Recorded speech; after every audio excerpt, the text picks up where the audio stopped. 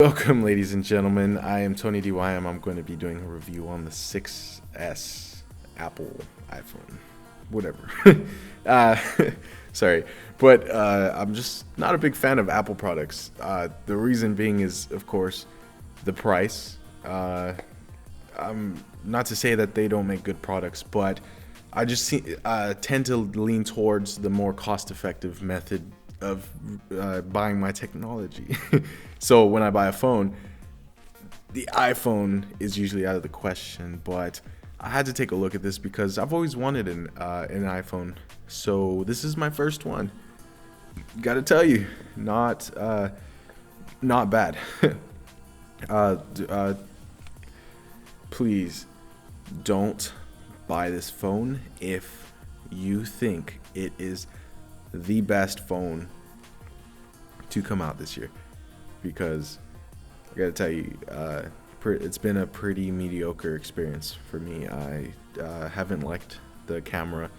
I haven't liked the unboxing of fairly cheap accessories that came along with it. I've not been a fan of the complications that I've had with privacy, and it's been pretty invasive.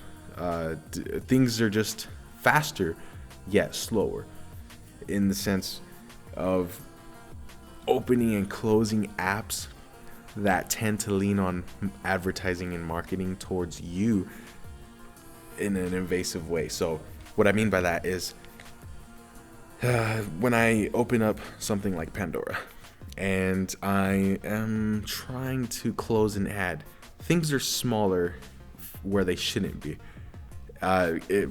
Specifically in the exit button on the top right, which tends to make you click on ads even more. Things are just made in a way in the iOS system to expose you to more advertising, and your information is shared more. Don't get me started on the iCloud. Yeah, there's just a lot going on with Apple that makes me want to leave this phone in the middle of the woods. So going into the actual specs of the phone, this one is an actual unlocked phone. So it is 16 gigabytes. It has a A9 chip, and the RAM is about 2 gigabytes. Let's see, the screen resolution is, I believe, 1920 by 1080, but a little bit more. Not 4K, but around around a good resolution to where I just stop caring. It's that kind of resolution where the screen light kind of bothers me a bit. I believe it is.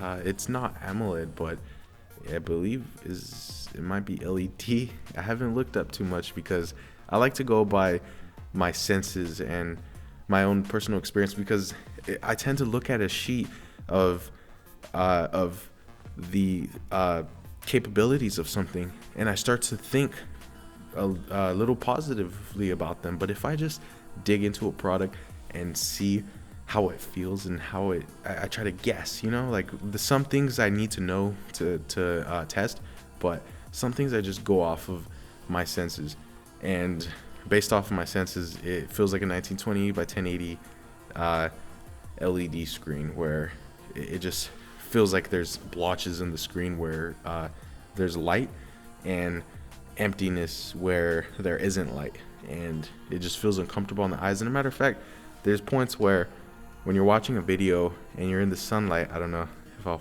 be able to flash the lens. Yep, there we go.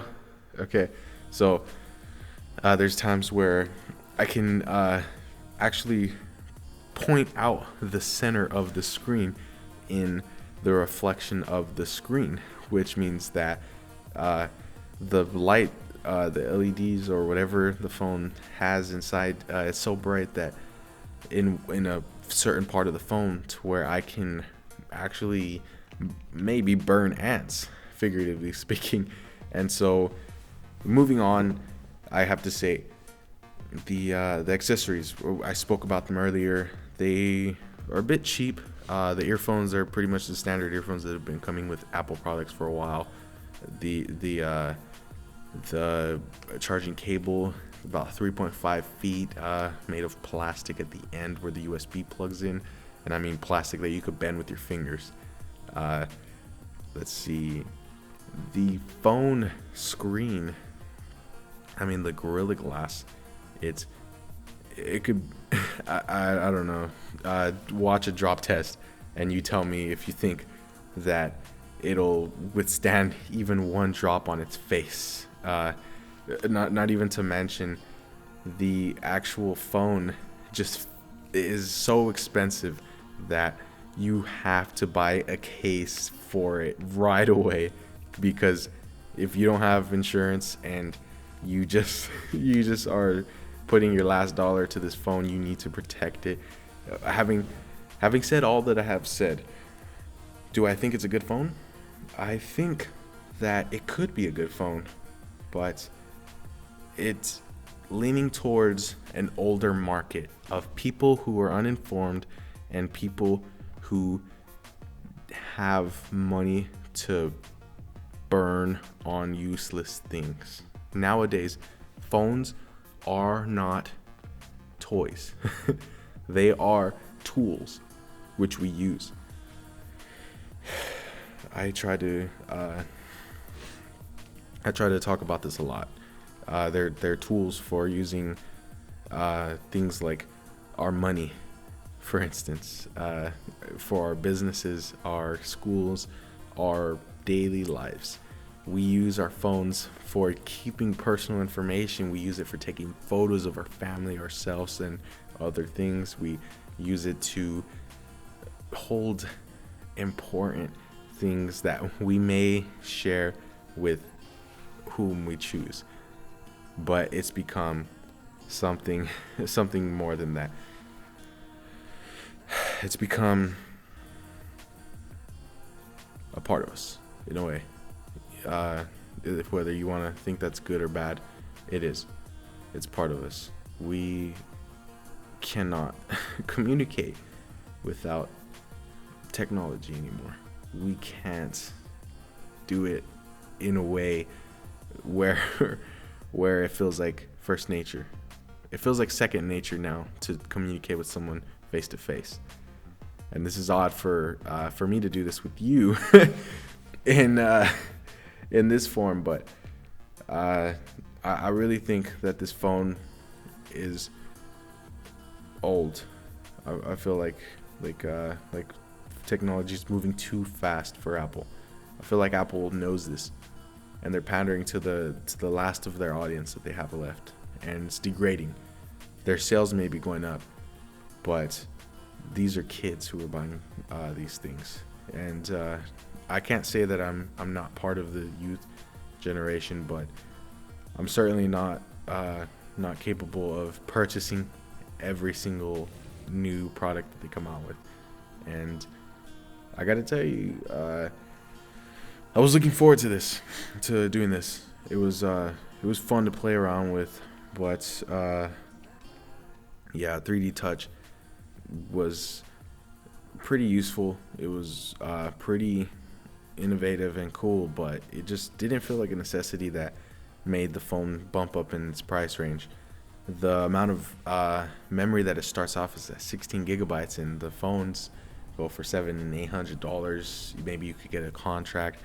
Again, I'm not a big fan of companies that are forcing you to be binded to a piece of paper or a signature where you're not a person, you're a wallet, and you're being exploited.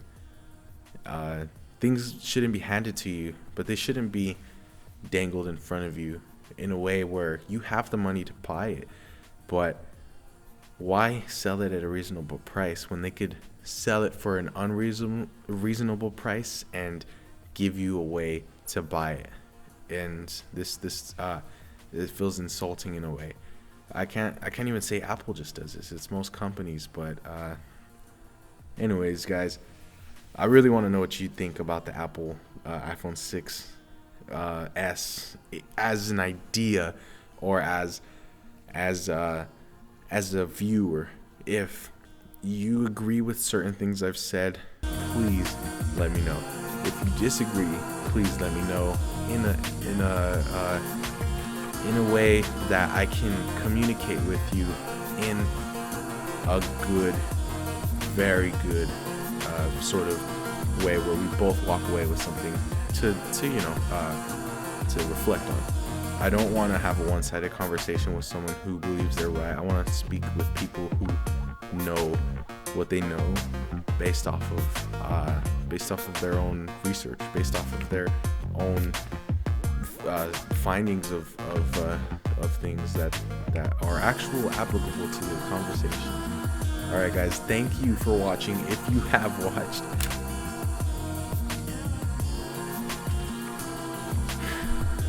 have a great day.